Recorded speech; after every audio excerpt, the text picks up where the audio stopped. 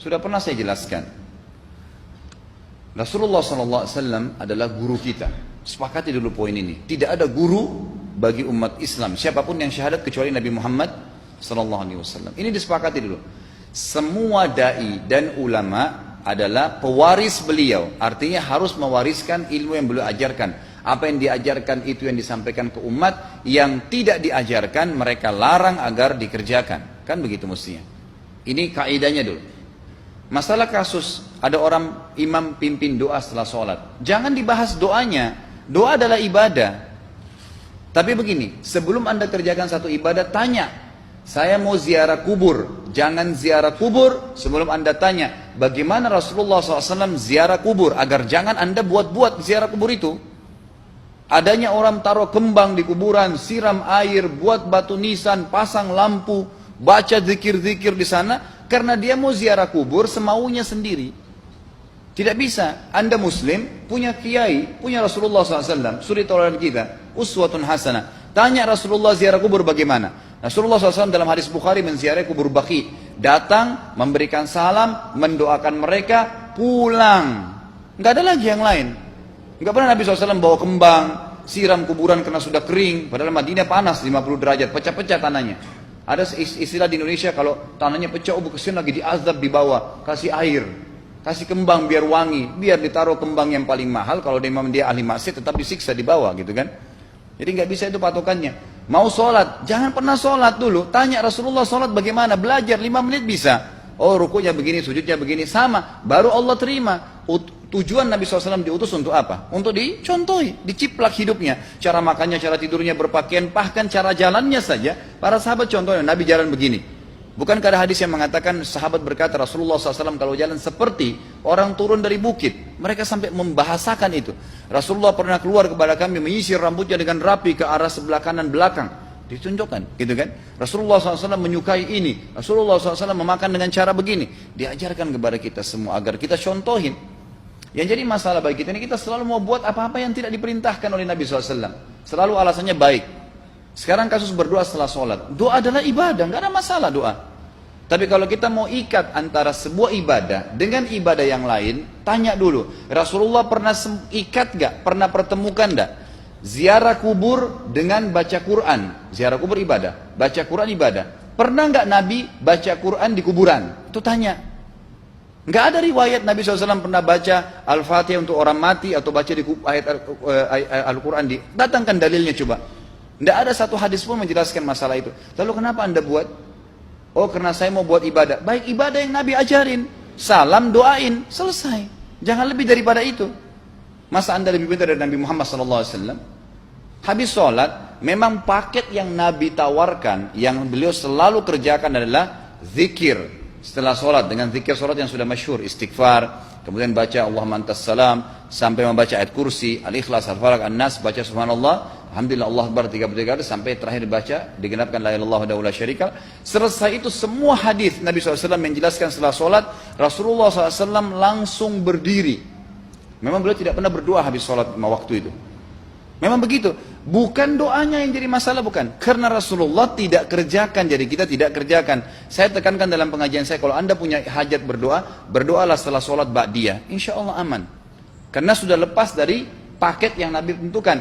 Selama Rasulullah SAW sudah mencontohkan dan memerintahkan sebuah perbuatan, ditentukan tempatnya, jumlahnya, waktunya, jangan pernah dilanggar. Habis sholat bacalah subhanallah 33, alhamdulillah 33, Allah akbar 33. Jangan anda bilang saya bisa baca 100. Loh Rasulullah suruh 33 kok. Ditentukan, jangan lebih pintar. Nanti setelah sholat, jangan ikutkan dengan paket rangkaian sholat ini. Di luar waktu sholat anda membaca 100 silahkan. Karena nggak ada penekanan di situ. Kalau ada penekanan waktu, tempat, dan jumlah, jangan dibantah. Anda pengikut Rasulullah atau bukan gitu kan? Harus jadi jelas. Yang membuat umat ini di Indonesia juga jadi masalah sekarang karena mau buat sendiri.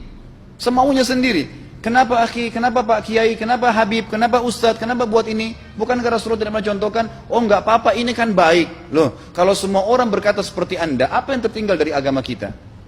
Kira-kira apa lagi yang tertinggal? Enggak ada kemurnian agama karena semua orang mau buat semaunya. Gitu kan? Semaunya sendiri. Pindah rumah, baca berzanji. Apa itu berarti sejarah Nabi? Kenapa baca berzanji saudaraku? Rasulullah waktu pindah rumah pernah baca-baca gitu enggak? Enggak pernah. Kenapa dibuat? Anda muslim bukan? Muslim, ya saya harus ikuti. Kalau tidak akan terus ini mengakar nih. Anda buat satu bid'ah sekarang, bid'ah itu lawannya sunnah. Anak Anda akan buat 10 bid'ah, cucunya akan buat 100 bid'ah, akan banyak bid'ah merakar di masyarakat, dan agama akan ditinggalkan. Kemurnian sunnah akan hilang, gitu kan? Ini bahaya. Ingat, Nabi SAW mengatakan kepada kita dengan hadis yang sangat jelas. Hadis sahih riwayat Imam Ahmad bunyinya begini. Semoga Allah merahmati umatku yang menukil dariku seperti apa yang aku ajarkan atau sebutkan. Sampai ulama hadis mengatakan Nabi ucapin habis sholat astagfirullah, maka sahabat tidak ada berani yang menambah azim. Nggak ada sahabat yang bilang astagfirullah azim habis sholat, nggak ada. Astagfirullah saja karena Nabi ucapin itu. Mereka mengakui tidak lebih pintar daripada Nabi SAW. Kenapa kita harus tambah astagfirullahaladzim, wali walidayya, wali muslimin, panjang. Dari mana ini semua? Ditambah-tambah, diembel-embelin, kenapa? Akhirnya keluar dari ajaran Nabi Muhammad SAW. Ini masalah gitu kan? Kenapa harus dilakukan? Peringatan maulid Nabi sudah sering saya ingatkan. Anda tanya semua yang buat maulid, kapan maulid itu sejarahnya ada? Semua buku sejarah menjelaskan tahun 230 Hijriah. Nabi meninggal tahun berapa? 11 Hijriah. Gitu kan? 11 Hijriah. Lalu kenapa harus ada dilakukan? Dan dari mana sejarahnya? Yang membuat pertama adalah orang-orang Syiah. Sejarahnya jelas dari Fatimiyah. Semua buku sejarah sepakat mengatakan bahwasanya maulid munculnya di zaman Fatimiyah. Dinasti Fatimiyah, orang-orang Syiah di Mesir, gitu kan? Dan mereka punya 6 macam maulid yang sampai hari ini masih dikerjakan di Iran. Ada maulid Nabi SAW, Hasan, Husain, Ali, Fatimah, dan raja mereka. Sampai hari ini masih ada. Kenapa orang-orang waktu baca maulid, baca salawat sambil berdiri pegang tangannya taruh di dada? Karena keyakinan orang Syiah, ruhnya Nabi SAW sedang lewat. Anda tahu nggak itu? Banyak orang kita buat tidak tahu. Yang penting bahasa Arab ikut saja, gitu kan? Tidak bisa. Nabi SAW tidak pernah rayakan. Pernah ada yang bilang sama saya, Ustaz, kan Nabi SAW pernah bilang, waktu ditanya tentang puasa Senin, beliau mengatakan hari itulah aku dilahirkan. Terus kenapa? Berarti boleh merayakan ulang tahun hari Senin, gitu kan? Tidak. Nabi SAW cuma menginformasikan bahwasanya beliau lahir di hari Senin. Dan beliau tidak pernah ngumpulin sahabat untuk baca bersama-sama, merayakan hari raya. Beliau tidak pernah. Kalau itu benar, Nabi nggak bakal tinggalkan kok. Ibnu Katsir rahimahullah, garis bawahi poin ini. Ibnu Katsir rahimahullah, dalam tafsir beliau, tafsir Quran Azim. Dan subhanallah Ibnu Katsir ini, kata ulama, hampir semua kalangan golongan itu banyak memakai banyak memakai buku beliau. Walaupun berbeda dari sisi pemahaman yang lain, tapi tafsirnya kebanyakan kembali ke tafsir beliau.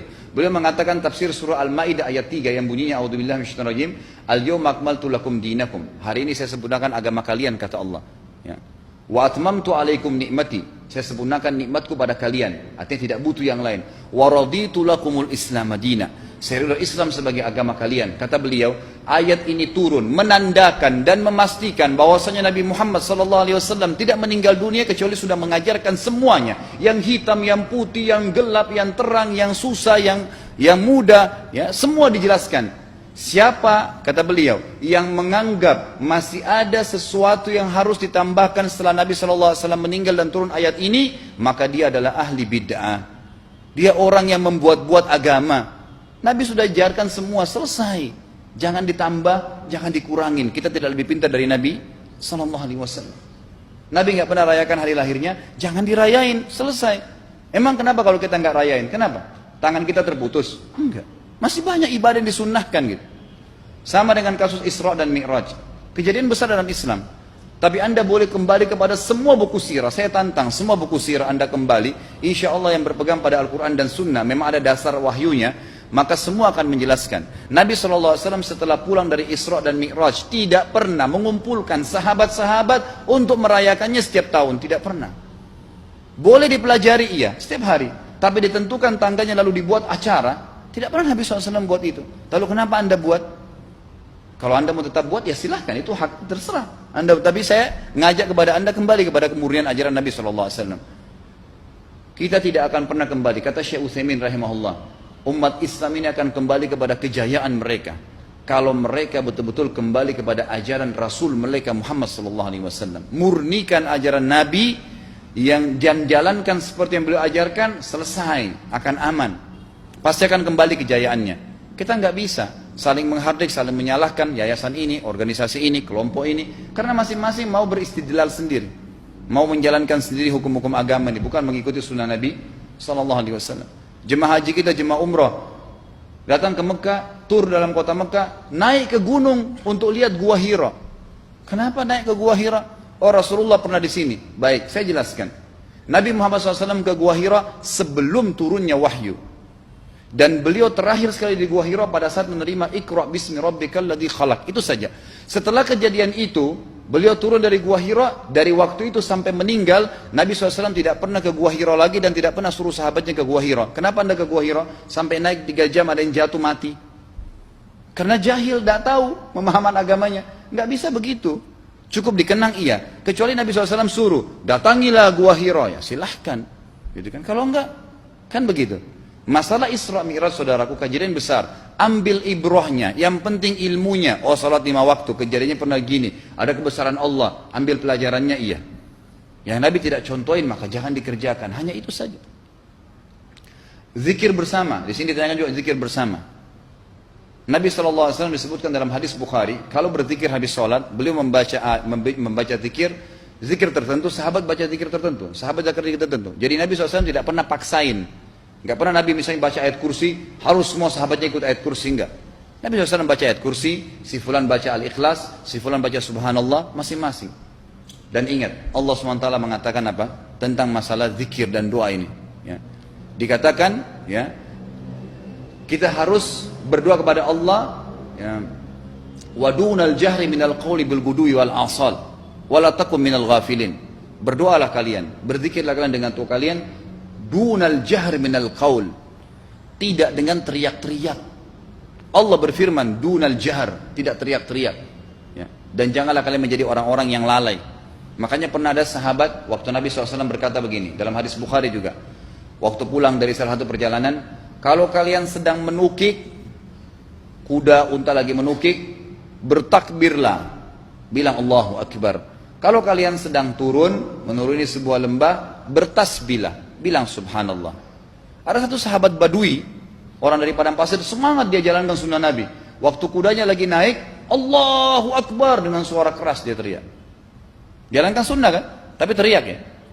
Apa yang terjadi? Nabi SAW panggil, ditepuk pundaknya, Nabi mengatakan, pelankan suaramu. Zat yang sedang kau panggil tidak tuli.